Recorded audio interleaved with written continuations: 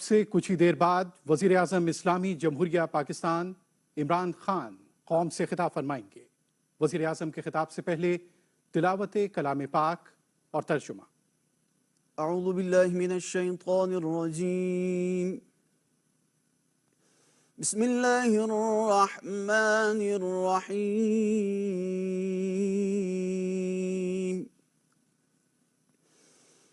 یا ایہا الذین آمنوا اطیعوا اللہ واطیعوا الرسول،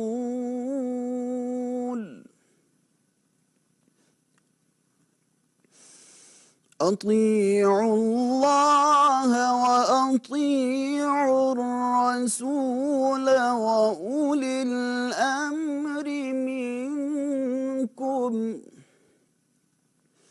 فإن تنازعتم في شيء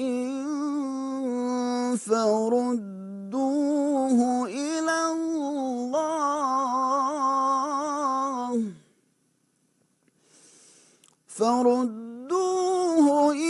الله والرسول إن كنتم تؤمنون بالله واليوم الآخر، ذلك خير وأحسن تأويلا، صدق اللہ العظیم۔ ارشاد باری تعالیٰ ہے، مومنو خدا اور اس کے رسول کی فرما برداری کرو، اور جو تم میں سے صاحب حکومت ہیں ان کی بھی، اور اگر کسی بات میں تم میں اختلاف واقع ہو تو اگر خدا اور روز آخرت پر ایمان رکھتے ہو تو اس میں خدا اور اس کے رسول کے حکم کی طرف رجوع کرو، یہ بہت اچھی بات ہے اور اس کا مال بھی اچھا ہے۔ وآخر دعوانا ان الحمدللہ رب العالمین۔ خواتین و حضرات، وزیر اعظم اسلامی جمہوریہ پاکستان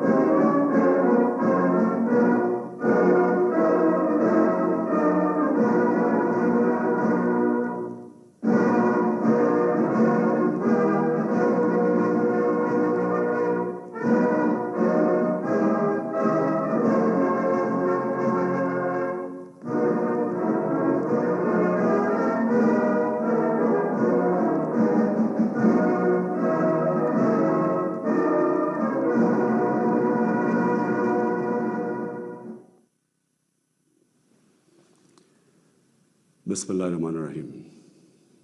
ایاک نعبد و ایاک نستعین۔ میرے پاکستانیوں، آج میں یہ جو سینٹ کا الیکشن ابھی ہوا ہے اس کے اوپر میں آپ سب سے اپنی قوم سے بات کرنا چاہتا ہوں۔ یہ سینٹ کا الیکشن اس لیے ضروری اس کے متعلق اپنی قوم کو بات کرنا اور سمجھانا کیونکہ اس کے اندر جو ہمارے ملک کے مسئلے مسائل ہیں وہ جس طرح کا یہ الیکشن ہوا ہے وہ اگر آپ سمجھ جائیں تو وہ سارے ملک کے مسئلے مسائل ادھر سے آپ کو سمجھ آتی ہے جس طرح کا یہ الیکشن ہوا ہے۔ سب سے پہلے ہم کچھ 6 سال پہلے تحریک انصاف نے سینٹ میں حصہ لیا جب پختونخوا میں ہماری گورنمنٹ تھی، تو تب مجھے اندازہ ہوا کہ سینٹ کے الیکشن میں تو پیسہ چلتا ہے، اور ابھی سے نہیں، یہ 30-40 سال سے سینٹ کے الیکشن میں پیسہ چلتا ہے. جو سینیٹر بنتا ہے, جو بننا چاہتا ہے, وہ پیسہ استعمال کرتا ہے, اور وہ خریدتا کس کو ہے؟ ممبرز آف پارلیمنٹ کو. تو مجھے بڑی حیرت ہوئی جب مجھے پتا چلا, اور تب سے میں نے کیمپین شروع کی کہ یہ کیا مذاق ہو رہا ہے ہماری جمہوریت کے ساتھ, کہ کیسی جمہوریت ہے جس کے اندر ملک کی لیڈرشپ, یہ یاد رکھیں سینٹ کے اندر ملک کی لیڈرشپ آتی ہے, اور جو ممبرز آف پارلیمنٹ ہیں ان میں سے ملک کی لیڈرشپ آتی ہے, ان میں سے وزیر بنتے ہیں, ان میں سے وزیر اعظم بنتے ہیں, ان میں سے وزیر اعلیٰ بنتے ہیں. تو مجھے تب سے حیرت ہوئی کہ جب آپ پیسہ خرچ کر رہے ہیں, ایک سینیٹر رشوت دے کے سینیٹر بن رہا ہے, اور دوسری طرف وہ ممبرز آف پارلیمنٹ جو اپنا ضمیر بیچ رہے ہیں, پیسے لے کے ووٹ کر رہے ہیں, یہ کون سی جمہوریت ہے؟ تو تب سے میں نے کیمپین شروع کی, اور میں نے تب سے کہا کہ اس کی اوپن بیلٹ ہونی چاہیے. ہمارا جب دوسرا سینٹ کا الیکشن ہوا 2018 میں, ہمیں پتہ چلا ہمارے تقریباً 20 ممبر آف پارلیمنٹ بک گئے تھے. انہوں نے پیسے لے کے اپنی ووٹ بیچی, ہم نے 20 ممبرز کو نکالا.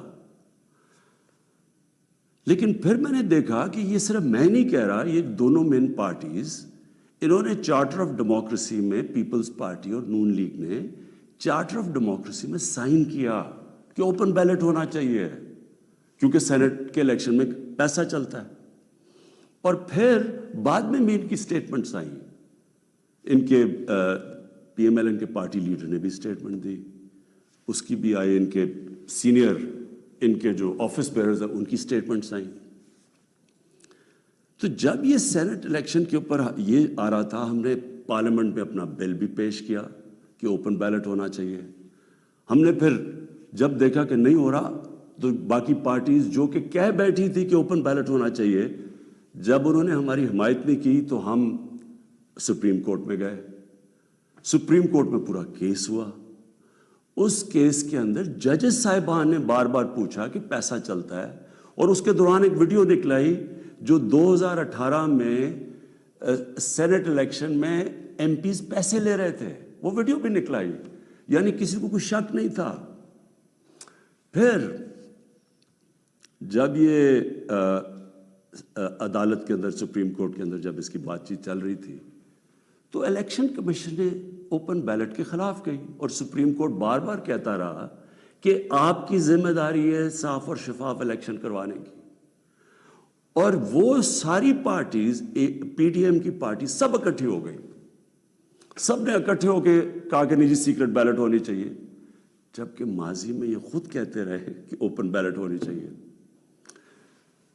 اب میں آپ سب سے یہ سوال پوچھتا ہوں کہ آپ کا کیا خیال ہے کہ کیا وجہ تھی کہ یہی پارٹیز پہلے چاہتی تھیں کہ سیکرٹ اوپن بیلٹ ہونی چاہیے, اب کیوں یہ ساروں نے زور لگایا کہ سیکرٹ بیلٹ ہونی چاہیے؟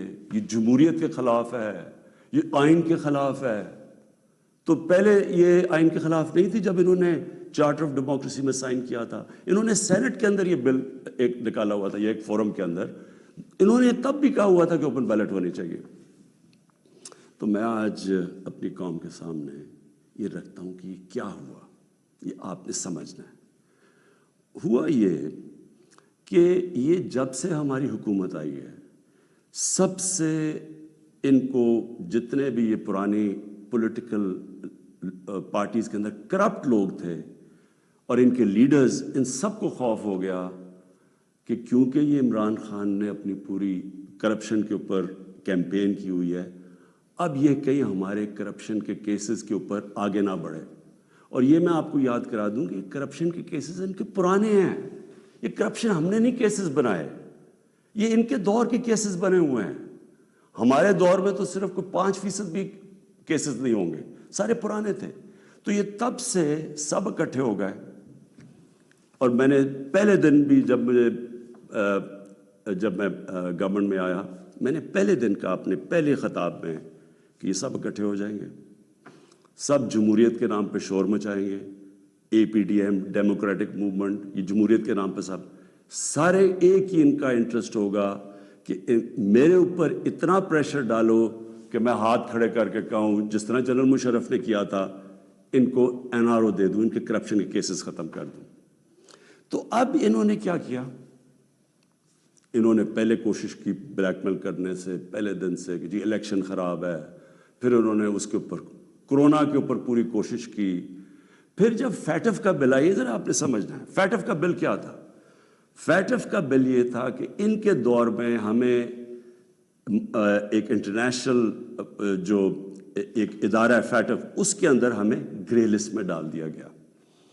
گرے لسٹ کا مطلب یہ ہے کہ اگر آپ جو وہ فیٹف کہتی ہے اگر وہ آپ نہیں کرتے تو وہ آپ کو بلیک لسٹ میں ڈال دیں گے۔ بلیک لسٹ کا کیا مطلب ہے؟ ملک کے اوپر سینکشنز لگ جائیں گے۔ سینکشنز کا کیا مطلب ہے؟ آپ کو صرف میں آسان زبان میں سمجھا دوں۔ اس کا مطلب یہ ہے کہ جو وہ سینکشنز لگے گی ہمارا روپیہ گرنا شروع ہوگا، اور ہمارا روپیہ کتنا گرتا ہے یہ کوئی کہہ نہیں سکتا، لیکن جب روپیہ گرتا ہے آپ سمجھ جائیں کہ اس وقت مہنگائی بڑھ جاتی ہے، کیونکہ ساری چیزیں جب روپیہ گرتا ہے جو چیز آپ باہر سے منگواتے ہیں مہنگی ہو جاتی ہے، جس کے اندر تیل ہے، بجلی ہے، کیونکہ بجلی بھی تیل کے اوپر آدھی بنتی ہے، پھر ڈالر کے کانٹریکٹس ہیں، پھر دالیں ہیں وہ 70% باہر سے، پھر گھی باہر سے آتا ہے، پھر گندم بھی ہمیں باہر سے منگوانی پڑی۔ تو جو بھی چیز باہر سے آتی ہے، ٹرانسپورٹ، تیل، سب مہنگی ہو جاتی ہے۔ تو اگر فیٹف کی بلیک لسٹ میں آتے ہیں تو یہاں لوگوں کی یہاں تو غربت پھیلنی ہے۔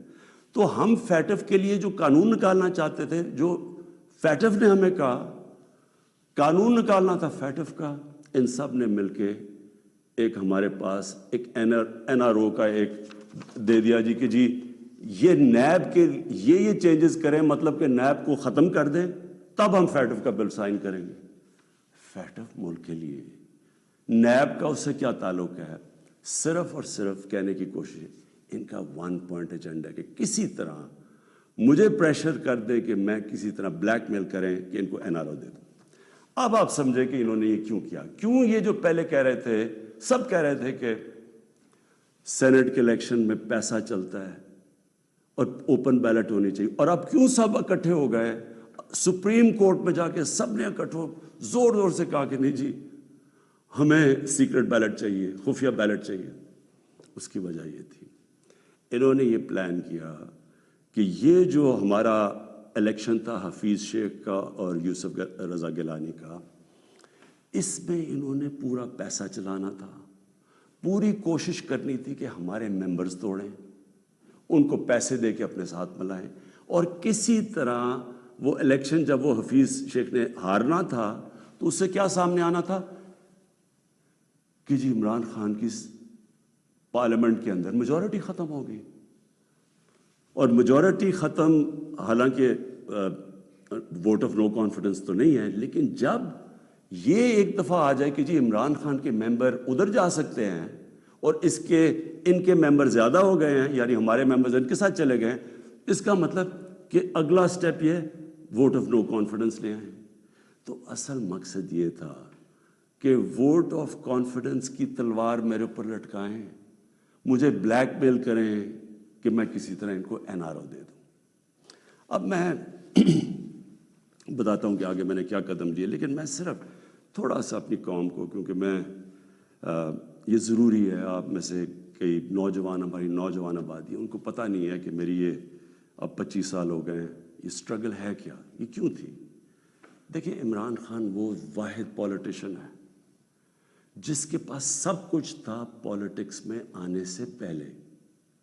میں وہ آدمی ہوں جس کو شاید ملک میں سب سے زیادہ شہرت تھی، جتنا پیسے تھے میری زندگی کے لیے بہت تھے، مجھے کسی چیز کی ضرورت نہیں تھی جب میں پولیٹکس میں آیا۔ میں آیا کیوں پولیٹکس میں ہم وہ ہیں جنریشن جو پہلی، میرے والد میری والدہ ایک غلام ہندوستان میں پیدا ہوئے تھے، میں پہلا پاکستانی جنریشن تھا جو آزاد ملک میں پیدا ہوا تھا، اور ہمیں اپنے ملک پہ بڑا فخر تھا۔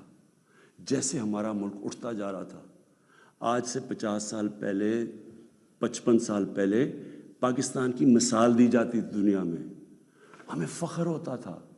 پاکستان کا دنیا کے اندر ایک رتبہ تھا. ہمارا جب یہاں سے پریزیڈنٹ باہر گیا تو اس کو ایئرپورٹ پہ امریکن پریزیڈنٹ ملنے آیا. یہ اور بھی چھوڑے, یعنی ہماری ہر طرح ایک ملک میں ایک ہوپ تھا, اوپر جا رہے تھے ہم. تو آہستہ آہستہ میں نے اپنا ملک نیچے آتے دیکھا, اور جو 1985 کے بعد اس ملک میں تباہی مچی, جب سے کرپشن یہ آسمانوں پہ گئی, نان پارٹی بیس الیکشن ہوا تھا, آپ کو موقع ملے تو وہ ضرور پڑھے, کیونکہ وہ ایک ایسا جسے ٹرننگ پوائنٹ کہتے ہیں, جس کے بعد ہماری تقدیر بدلی, جس کے بعد کرپشن بڑھنی شروع ہوئی پاکستان میں, جس وقت پالیٹکس کے اندر پیسہ چلنا شروع ہوا. یہ یاد رکھیں 1985 تھا وہ. تو ہم دیکھ رہے تھے کہ آہستہ آہستہ پیسہ اقتدار میں کیوں آ رہے ہیں جی, بزنسز چلانے کے لیے. پرائم منسٹر بن رہا ہے تو فیکٹریاں بننی شروع ہو گئی, پرائم منسٹر بننا ہے تو بزنس مین بننا, 7 وزیروں نے پیسہ بنانا شروع کر دیا. 85 کے بعد ہمارا ملک جانا شروع ہوا نیچے. اس سے پہلے ہندوستان اور پاکستان کے اندر میں آپ کو فرق بتاؤں, میں جب کرکٹ کھیل کے ہندوستان سے پاکستان آتا تھا تو لگتا تھا غریب ترین ملک سے امیر ترین ملک میں آ گیا ہوں. اور آہستہ آہستہ آہستہ ہم نے چینج دیکھا یہ آتے ہوئے. میں اس لیے پالیٹکس میں آیا تھا, اور میرا مقصد کیا تھا. دیکھیں, میں نے تو بہت اپنا وقت باہر کی دنیا میں گزارا ہے. میں نے مغربی ممالک دیکھے ہیں, میں نے انگلینڈ کے اندر ان کے سارے سسٹمز دیکھے ہیں. فرق کیا ہے, کیا وجہ ہے کہ ایک ملک اوپر چلا جاتا ہے اور دوسرا ملک سارے وسائل کے باوجود نیچے آ جاتا ہے؟ وہ ہے لفظ انصاف, قانون کی بالادستی. نبی صلی اللہ علیہ وسلم نے مدینہ کی ریاست کی بنیاد کس چیز پہ رکھی تھی؟ عدل اور انصاف پہ. انہوں نے جب کہا تھا, اور وہ اچھا یہ ہے کیا انصاف, قانون کی بالادستی کا مطلب کیا ہے؟ میں چاہتا ہوں سب نوجوان آپ سب سمجھیں. قانون کی بالادستی کا مطلب یہ ہوتا ہے کہ طاقتور اور کمزور ایک ہی برابر ہوں, قانون ان سے ایک طرح کرے. جب نبی صلی اللہ علیہ وسلم نے کہا تھا کہ تمہارے سے پہلے بڑی قومیں برباد ہوئی, جو طاقتور کے لیے ایک قانون, کمزور کے لیے دوسرا قانون, وہ قومیں تباہ ہو جاتی ہیں. جب انہوں نے کہا کہ میری بیٹی بھی اگر جرم کرے بھی اس کو سزا ملے گی, کہنے کا مطلب یہ ہے کہ قانون یعنی انصاف وہ ہوتا ہے جو طاقتور کو قانون کے نیچے لے کے آتا ہے. اب یہاں کیا ہو رہا تھا, جو طاقتور اس کے لیے سارا ایک قانون, وہ چوری کر رہا ہے, وہ پیسے بنا رہا ہے, وہ منی لانڈرنگ کر رہا ہے, وہ پلاٹوں کے اوپر قبضے کر رہے ہیں, وہ سرکاری ان کو کوئی پکڑ نہیں رہا تھا. بیچارے غریب لوگ جیلوں میں بھرے ہوئے تھے. میں نے بھی جب جنرل مشرف کے دور میں کوئی 8-9 دن جیل میں گزارے ہیں, وہاں صرف غریب لوگ آپ کو نظر آتے ہیں, لگتا ہے صرف غریب ہی چوری کرتا ہے. دیکھیں, یہ آپ کو آج میں صرف سمجھانے کی کوشش کر رہا ہوں کہ میری سٹرگل ہے کیا. 2 چیزیں ہوتی ہیں. جب طاقتور کو ایک ملک کا قانون اس کو پکڑتا نہیں ہے, جب وہ کوئی جرم کرتا ہے تو وہ ملک اپنی تباہی کی طرف چلا جاتا ہے, جس طرح ہمارے نبی صلی اللہ علیہ وسلم نے کہا تھا. وہ کیوں چلا جاتا ہے, میں یہ بھی آپ کو سمجھاتا ہوں. دیکھیں, چھوٹے چوری کرتے ہیں, غریب آدمی چوری کرتا ہے, پٹواری چوری کرتا ہے, تھانے دار, وہ پیسے بناتے ہیں, تنگ ہوتے ہیں لوگ. لیکن جب ملک کا پرائم منسٹر اور منسٹر چوری کرتا ہے تو وہ ایک ملک کو مقروض کر کے رکھ دیتا ہے. وہ کیسے کرتا ہے؟ میں پرائم منسٹر ہوں, سارے جتنے میرے جیل میں چور بھرے ہوئے ہیں, ان کی ساری چوریاں اکٹھی بھی کر دو تو وہ کتنے کی بن جائے گی؟ 2, 3, 4 ارب, 5 ارب, 6 ارب. میں پرائم منسٹر ہوں, میں ایک پروجیکٹ کے اندر میں اربوں روپیہ بنا سکتا ہوں. کیسے؟ میں پاور پروجیکٹ لگاؤں, اور یہاں ہوا ایسے, پاور پروجیکٹ لگاتا ہوں 100 ارب کا, وہ ہوتا ہے اس کی قیمت 100 ارب, میں اسے کہتا ہوں 130 ارب کر دو. 30 ارب سیدھے میرے باہری ملک سے باہر ہی چلے جاتے ہیں, میرے اکاؤنٹ میں آ جاتے ہیں. اب وہ جو 30 ارب, سب سے پہلے تو سارے ملک کے چور ملا کے بھی 30 ارب چوری نہیں کرتے. وہ جو جیلوں میں بیچارے ہیں, مشکلوں میں, کوئی بے روزگار ہے, کوئی 100 مسئلے ہوتے ہیں عام آدمی کے. کئی تو ہوتے بھی چور ہیں, لیکن کئی بیچارے مجبور بھی ہوتے ہیں, وہ تو جیلوں میں ہیں. سیدھا بیٹھ کے 30 ارب ایک ڈیل میں بنا سکتا ہوں. اور اچھا اس کی قیمت کون ادا کرتا ہے؟ آپ ادا کرتے ہیں۔ وہ کیسے ادا کرتے ہیں؟ کہ جو 130 ارب کا جب پروجیکٹ بن جاتا ہے تو اس کا جو بجلی کی قیمت ہے وہ اوپر چلی جاتی ہے۔ آپ اگر کہیں پتہ چلوائیں کہ وہی پروجیکٹ جو پاکستان میں لگے ہوئے ہیں وہ کتنے پہ لگے ہیں اور جو وہی پروجیکٹ باہر کے بجلی کے لگے ہیں ان کی کتنی قیمت ہے، تو اس کی کون قیمت ادا کرتا ہے؟ قوم ادا کرتی ہے۔ قوم مقروض ہو جاتی ہے۔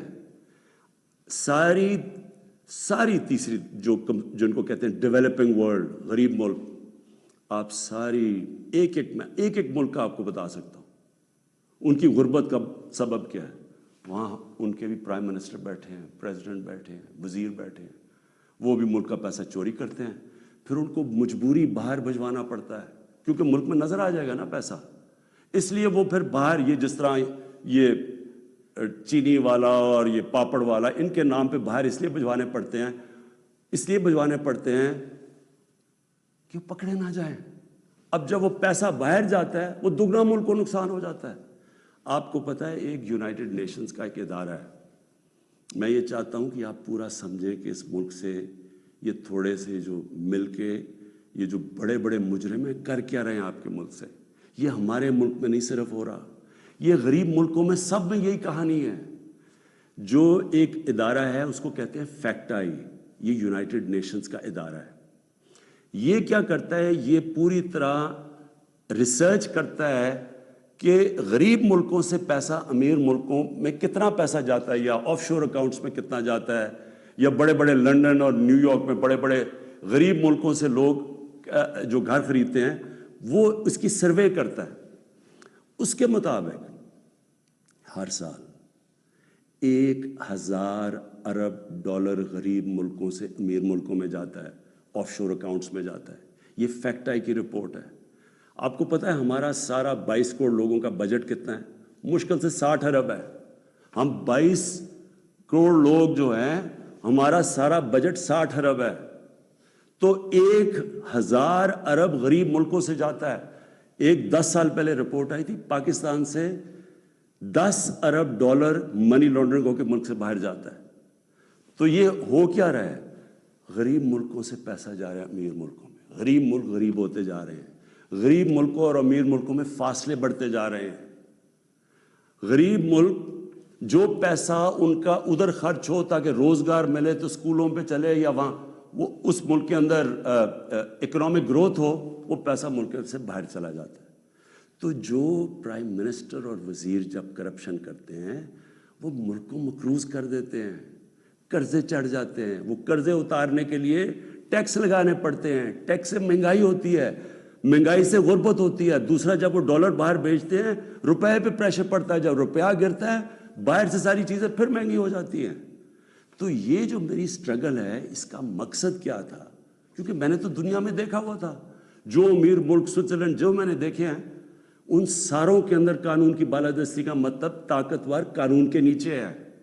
ہمارے ملک میں آپ نے تماشا دیکھا، جنرل مشرف اتنی طاقت اس کے پاس، فوج اس کے نیچے، عدلیہ اس کے نیچے، اپوزیشن وہ نہیں۔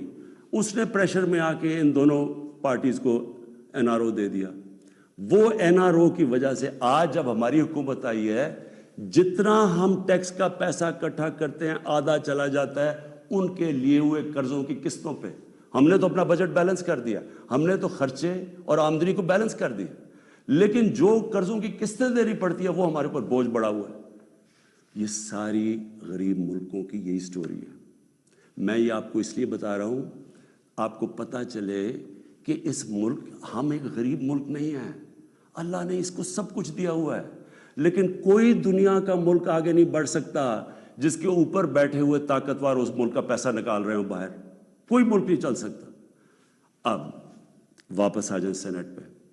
یہ کیوں سینٹ کا الیکشن امپورٹنٹ تھا؟ انہوں نے کیوں اتنا زیادہ زور لگایا؟ پتہ ہوتے ہوئے کہ پیسہ چلنا ہے سیکرٹ بیلٹ میں، یہ کیوں سب اکٹھے ہو کے انہوں نے کوشش کی، یہ پورا یہ جو ڈرامہ کیا ہے؟ اگر اوپن بیلٹ ہو جاتی، تحریک انصاف کو تو ہمیں اتنی سیٹیں ملنی تھی جتنی ملی ہیں سینٹ میں۔ ہمارا تو یہ جو کہہ رہے ہیں نا کہ بہت بڑا کوئی مارکا مار لیا، ہمیں تو اتنی سیٹیں مل گئی ہیں۔ ہم پیسے بانٹ رہا تھا شام کو, لوگوں کی ضمیر خرید رہا تھا. اور وہ جو میں نے جب اپنے ایم این اے سے جب میٹنگ کی, ہماری خواتین نے ہمیں بتایا کہ جی ہمیں کال کر کے آفرز مل رہی تھی. کوئی ہماری پرانی پی ٹی آئی کی وہ کال کر کے کہہ رہی تھی 2 کروڑ سے بولی لگ رہی تھی. اب میں الیکشن کمیشن سے تھوڑا بات کرنا چاہتا ہوں. دیکھیں, الیکشن کمیشن آپ کا بہت بڑا رول ہے. آپ کی سب سے بڑی ذمہ داری صاف اور شفاف الیکشن ہے. یہ آپ کی آئینی ذمہ داری ہے. پہلے تو مجھے یہ نہیں سمجھ آئی کہ آپ نے عدالت میں کیوں جا کے کہا کہ جی خفیہ بیلٹ ہونی چاہیے. مجھے یہ بتائیں, کوئی آئین اجازت دیتا ہے چوری کرنے کی, رشوت دینے کی کوئی آئین اجازت دیتا ہے جو 30 سال سے ہو رہا ہے؟ پھر جب آپ کو سپریم کورٹ نے موقع دیا, کہ انہوں نے آپ کو کہا کہ ہاں اس دن سیکرٹ بیلٹ کروا لو, لیکن اس کے بعد ان کی آئیڈینٹیفیکیشن رکھو بیلٹ کی, کہ ہم مثلا آج پتہ چلوانا چاہتے ہیں جی ہمارے 15-16 لوگ جو بکے ہیں, میں ورڈ یوز کر رہا ہوں بکے ہیں, ہمیں پتہ تو چلے وہ کون ہے. آپ نے ان مجرموں کو بھی بچا لیا یہ سیکرٹ بیلٹ کروا کے. آپ نے ہماری جمہوریت کو نقصان پہنچایا ہے. مجھے بتائیں کون سی جمہوریت ہے جدھر پیسے دے کے کوئی سینٹ بنتا ہے؟ یہ جمہوریت ہے؟ جمہوریت کا تو مطلب ہوتا ہے الیکشن سے لوگ اوپر آتے ہیں. یہ پیسے دے کے اوپر آنے کا یہ جمہوریت ہے؟ دوسرا مجھے بتائیں کہ جو ہمارے بچے ہیں, ہمارا ایک نوجوان آبادی ہے, ہم کیا ان کے لیے مثال سیٹ کر رہے ہیں؟ سارے ملک کے سامنے پیسے چل رہے ہیں, وہ ویڈیو چل رہی ہے پیسے کی. اس سے پہلے ویڈیو چلی جو 2018 کے الیکشن میں کہ جناب وہ ایم پیز کروڑوں روپیہ ایسے ایسے کر کے بیگز میں ڈال رہے ہیں. کوئی کچھ کوشش کی؟ کیا آپ کو یہ نہیں پتا کہ آپ کی ذمہ داری تھی انویسٹیگیٹ کرنے کی؟ ساری ایجنسیز آپ کے نیچے ہیں, سب کے سامنے یہ تماشا ہوا. مجھے یہ بتائیں کہ جب ایک ملک کی لیڈرشپ, یہ لیڈرشپ ہے سینٹ کی, جب یہ رشوت دے گی اور رشوت لے گی تو آپ کیا کہیں گے کہ پٹواری اور تھانے دار وہ ٹھیک ہو جائے گا؟ کیا آپ کہیں گے باقی لوگ ٹھیک ہو جائیں لیکن لیڈرشپ چوری رشوت دے؟ ایک چائنیز پروورب ہے کہ fish rots from the top. جب اوپر آپ کرپشن کی اجازت دے رہے ہیں اور آپ کے سامنے ہوئی ہے اور آپ کو پتا تو ہونی ہے. میں کہتا کیا, میں نے الیکشن سے پہلے کہا کہ ریٹس لگ گئے ہیں لوگوں کے, بولیاں لگ رہی ہیں. آپ کو موقع جب دیا سپریم کورٹ نے, کیا وجہ تھی کہ آپ 1500 بیلٹس کے اوپر کوئی ایک بار کوڈنگ نہیں کر سکتے تھے؟ آپ نے تو پوری طرح ایک موقع دیا ملک کی جمہوریت کو ڈسکریڈٹ کرنے کے لیے. اس سے کیا ہوا؟ میں آپ سے سوال پوچھتا ہوں کہ آج کیا ہماری جمہوریت اوپر گئی ہے نیچے گئی ہے؟ جو آپ نے ملک کی موریلٹی, اخلاقیات کو نقصان پہنچایا ہے, کہ یہ جو اوپن ہارس ٹریڈنگ ہو رہی ہے, کیا اس سے فرق مجھے بتائیں. یہ ایک بڑی عظیم خواب کا نام تھا پاکستان, اسلامی فلاحی ریاست. یہ علامہ اقبال نے کہا تھا مثال بنے گی مسلمان دنیا کے لیے. مجھے بتائیں یہ اپنے نوجوانوں کو آپ کیا بتائیں گے؟ یہ سارے ملک کے سامنے, اور یہ کتنا پیسہ چلا ہے, یہ ابھی تو یہ تو سامنے آ گیا نا آپ کا ویڈیو. آپ کو یہ نہیں اندازہ کہ کتنا پیسہ چلا ہے اس الیکشن کے اندر, کس طرح لوگوں نے اپنے ضمیر بیچے ہیں پیسہ بنانے کے لیے, کس طرح ہماری پالیٹکس کو کرپٹ کیا گیا ہے. جو کروڑوں روپیہ خرچ کر کے سینیٹر بنے گا وہ حاتم تائی ہے, وہ آ کے ملک کی خدمت کرے گا, وہ یہ پیسہ کدھر سے ریکور کرے گا؟ پھر کہتے جی کہ دیکھیں جی کرپشن بڑی بڑھ گئی ہے ملک میں. کبھی قانون سے بھی کوئی کرپشن ختم ہوئی ہے؟ مجھے بتائیں, کبھی کوئی قانون بنا کے یا لا انفورسمنٹ سے کرپشن ختم ہو سکتی ہے؟ کرپشن ایک معاشرہ ختم کرتا ہے, ایک قوم مل کے کرپشن ختم کرتی ہے. جب ایک قوم ایک میسج دیتی ہے کہ جو کرپشن کرے گا, رشوت دے گا, وہ ہمارے میں سے نہیں ہے, اس کو لوگ شادیاں نہیں کروائیں گے ان گھروں میں, ان کو گوٹ پارٹیز پہ نہیں بلائیں گے. یہاں کرپٹ لوگوں کو آپ مین سٹریم میں لا رہے ہیں. اور میں یہ بھی کہنا چاہتا ہوں, ہمارے وہ میڈیا کے لوگ, میں ان سے سوال پوچھتا ہوں, بڑے بڑے صحافی عدالت میں جاتے ہیں, عدالت میں جا کے کہتے ہیں کہ جو نواز شریف کو تقریر کرنے کی موقع دینا چاہیے, وہ نیلسن منڈیلا تقریر کرے گا، ملک کو پتہ نہیں کیا فائدہ ہوگا. ایک آدمی سپریم کورٹ سے کنوکٹ، ایک مجرم جھوٹ بول کے ملک سے بھاگا ہوا، جس کے اوپر اربوں اربوں روپے کی چوری، اس کے بیٹوں کے اربوں روپے کی پراپرٹیز میں رہ رہے ہیں لنڈن. ملک سے کیوں بھاگے ہوئے؟ جی ہم برطانوی سٹیزن ہیں. وہ تو جی بکنگھم پیلس میں پیدا ہوئے تھے نا. کدھر سے پیسہ آیا ان کے پاس؟ یہ یہاں سے پیسہ چوری کر کے باہر بیٹھے ہوئے ہیں. وہ باہر بیٹھا ہوا ہے، اس کا منشی جو دماد ہے وہ باہر بیٹھا ہوا ہے، ان کے بچے باہر بیٹھے، سارے اربوں پتی ہیں. کوئی جواب. اور یہاں ہمارے صحافی کہہ رہے ہیں کہ جو اسے تقریر کرنے کا موقع دے. وہ کوئی جیل سے نکلتا ہے اربوں روپے کی کرپشن کے چارج، وہ جا کے پھول پھینک رہے ہیں لوگ اس کے اوپر. مجھے یہ بتائیں کیسے کرپشن ختم ہوگی؟ جب آپ معاشرہ، جب ان کرپٹ لوگوں کو ایکسیپٹیبل کر دے گا. یہ کھلے عام جب یوسف رضا گیلانی یہ جب بنے گا سینیٹر اور وہ پیسے چلا کے، اور ہم اس کو ایکسیپٹ کریں گے، جی ہو جی جمہوریت ہے بڑی آ گئی. یہ صرف میں یہ سمجھنے کی کوشش کر رہا ہوں کہ کیا ہمیں فکر ہے اپنے آنے والے بچوں کی، اپنی جنریشنز کی، اپنی نسلوں کی، کہ کیا ہم ایگزامپل سیٹ کر رہے ہیں ان کے لیے. میں اپنی ساری قوم سے پوچھتا ہوں کہ اگر آپ ان لوگوں کو ایکسیپٹ کر لیں گے جو بڑے بڑے ڈاکو، کیا عمران خان کی اکیلے کی ذمہ داری لگی ہوئی ہے کہ ان کے پیچھے پڑا رہے؟ یہ آپ سب کی ذمہ داری ہے. سنگاپور کے اندر جب ایک وزیر نے چوری کی، کرپشن کی، لی کوان یو جو ان کے پرائم منسٹر کا سب سے قریبی تھا، اس نے جب اس کو سزا دلوائی اس نے خودکشی کر لی، کیونکہ اسے پتا تھا معاشرے میں اب میری جگہ ختم ہو گئی ہے. اس کو معاشرے میں ہال نہیں ڈالیں گے، پھول نہیں پھینکیں گے کہ نیب سے باہر آ رہے جی پھول پھینک رہے ہیں. کوئی نہیں پوچھ رہا کہ اس نے کتنی کرپشن کی ہے. میرے پاکستانیوں، دیکھیں یہ آپ کے اوپر ہے. کیا آپ اپنے ملک کو اوپر لے جانا چاہتے ہیں یا ان چوروں کے ساتھ کمپرومائز کرنا چاہتے ہیں؟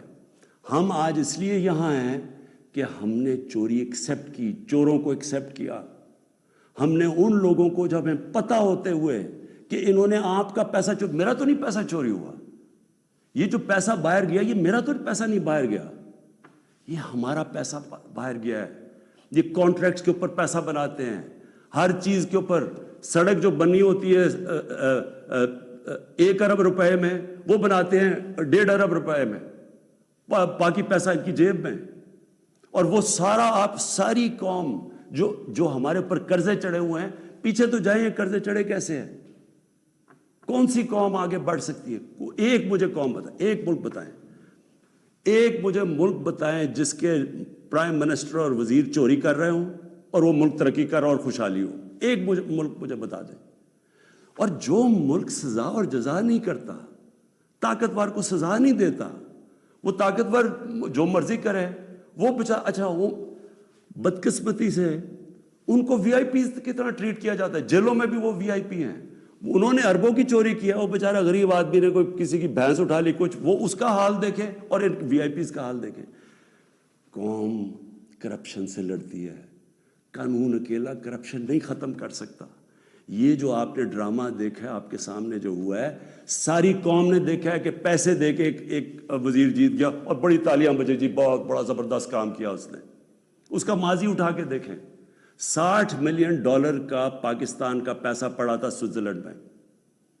آصف زرداری تو کہہ ہی نہیں سکتا تھا میرا، کیونکہ اس نے تو کوئی ڈکلیئر ہی نہیں کیا، چوری کا پیسہ تھا. سپریم کورٹ اسے کہہ رہا ہے کہ لیٹر لکھو کہ پاکستان کا پیسہ سوئٹزرلینڈ کو واپس دیں. لیٹر نہیں لکھا. وفاداری جی، میں جی بڑا وفادار ہوں. کس سے؟ کسی انسان سے وفادار ہوں. پاکستان کا پیسہ سوچیں 8-9 ارب روپیہ پاکستان کا باہر پڑا ہے، وہ آ جاتا، ہم اسے کیا کیا کر سکتے ہیں؟ اسکول بنا سکتے ہیں، لوگ ہسپتال، 100 چیزیں کر سکتے ہیں. لیکن جی اس نے وہ تو یہ اس کی سب سے بڑی ہے، اس پہ ڈسکوالیفائی ہوا ہے. بڑی کامیابی ہوئی ہے. اب میں آخر میں اپنی آپ سے آخری جو بات کرنا چاہتا ہوں وہ یہ، ان کا خیال یہ تھا کہ میرے اوپر یہ نو کانفیڈنس کی تلوار لٹکائیں گے، اور میں کیونکہ مجھے کرسی بڑی عزیز ہے تو میں ان کو کہوں گا کہ جی ہاں جی ٹھیک ہے، میں آپ کو NRO دے دیتا ہوں, یعنی آپ کی جتنے بھی کیسز میں آپ کو ختم کر دیتا ہوں. میں پرسوں کانفیڈنس موشن لے رہا ہوں, اسمبلی کے پاس جا رہا ہوں, کانفیڈنس اپنی اسمبلی کو کہہ رہا ہوں آپ بتائیں سامنے, کیونکہ وہ تو اوپن ہوگا نا. آپ یہ آپ کا ڈیموکریٹک, میں اب اپنے سارے ممبرز کو کہہ رہا ہوں, یہ آپ کا جمہوری رائٹ ہے. آپ کہہ سکتے ہیں کہ جی ہم عمران خان کے ساتھ نہیں ہیں, میں آپ کی عزت کروں گا, ٹھیک ہے, میں نااہل ہوں, اتنا قابل نہیں ہوں. آرام سے ہاتھ کھڑے کرے کہ نہیں ہے, میں اپوزیشن میں چلا جاؤں گا. اگر آپ جیت جاتے ہیں میں اپوزیشن میں بیٹھ جاؤں گا. لیکن خفیہ طور پہ ہاں جی ہم آپ کے لیے ووٹ کریں گے, پیسے لے کے کسی اور کو ووٹ کریں. آپ اپنی آخرت تباہ کرتے ہیں. خوف خدا ہونا چاہیے آپ کو. اوپر والا تو سب کچھ دیکھ رہا ہے, ہمیشہ فکر کیا کرے اپنی آخرت کی. تو میں کانفیڈنس لوں گا جا کے اپنی اسمبلی سے. اور میں آپ کو یہ بتا دوں, یہ اب میں ذرا مخاطب ہوں, یہ جو سارے PDM کے جتنے یہ بڑے بڑے جو ان کے جو یہ جو بڑے بڑے کیا ہیں, یہ جو بھی ہیں, آپ سب کو میرا یہ پیغام ہے. دیکھیں مجھے اگر پاور مری جاتی ہے مجھے کیا فرق پڑتا ہے. میں نے کوئی فیکٹریاں بنائی ہیں آ کے, میں نے کوئی اپنے رشتہ داروں کو کئی بڑے بڑے عہدے دیے ہیں. میں تو کوئی باہر جا کے یہاں پیسے نکال کے تو بڑے بڑے کوئی میفر میں نے کوئی بڑے بڑے گھر لے لیے ہیں. میں تو اپنے گھر میں رہتا ہوں. سوائے حکومت کا میرے اوپر پیسہ ایک ٹریول پہ اور ایک سیکیورٹی پہ, اس کے علاوہ سارے خرچے میں اپنے برداشت کرتا ہوں.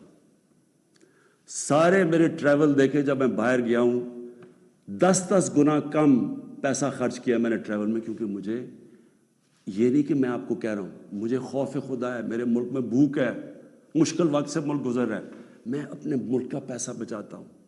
میری زندگی میں کوئی فرق نہیں پڑے گا اگر میں اقتدار میں نہ ہوں, کوئی میری زندگی میں نہیں فرق پڑے گا. لیکن آپ سب کے لیے میرا پیغام ہے, میں چاہے اپوزیشن میں بیٹھوں چاہے اسمبلی سے بھی باہر ہو جاؤں, میں نے آپ میں سے کسی کو نہیں چھوڑنا جب تک آپ اس ملک کا پیسہ واپس نہیں کریں گے. میں اگر باہر بھی ہو جاؤں, میں اس قوم کے لوگوں کو نکالوں گا. یہ جو قوم ہے یہ اپنا جب ملک کا پیسہ چوری ہوتا ہے اس کو بچانے کے لیے نکلے گی. چوروں کے پیسے کو بچانے کے لیے قوم نہیں نکلتی جو آپ نے جتنی کوشش کر لی ہے. میں آپ کو پبلک نکال کے دکھاؤں گا, مجھے کوئی فرق نہیں پڑتا میری زندگی کو. ملک کے لیے جب تک میں زندہ ہوں, میں اس ملک میں قانون کی بالادستی کے لیے اپنے ملک کے اندر یہ لوگ جو کہ میں ان کو ملک کے غدار کہتا ہوں, جو چوری کر کے پیسہ باہر لے کے جاتے ہیں, میں ان کا مقابلہ کرتا رہوں گا. اور میرا یہ ایمان ہے کہ اللہ اس ملک کو بڑا اچھا وقت دکھانے والا ہے. مجھے یہ میرا ایمان ہے کہ یہ ملک ایک عظیم ملک بنے گا, اور یہ بنے گا ہی تب جب یہ سارے بڑے بڑے ڈاکو جیلوں میں ہوں گے. پاکستان پائندہ باد.